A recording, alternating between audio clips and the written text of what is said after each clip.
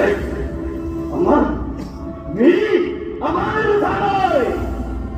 शंभू महादेवाच्या कृपा आशीर्वादानं हा कामासूर या अखंड त्रिगंधाचा स्वामी झालाय.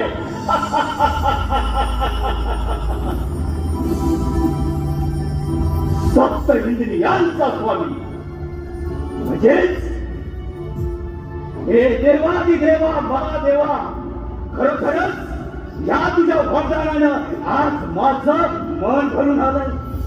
आज मी हा त्रैलोक्याचा अधीश्वर झालोय. हे देवा महादेवा म्हणजे ज्याच्या मनात मी प्रवेश करतो त्याला मी कामातूर बनवतो. मग याला भय राहत नाही की लज्जा.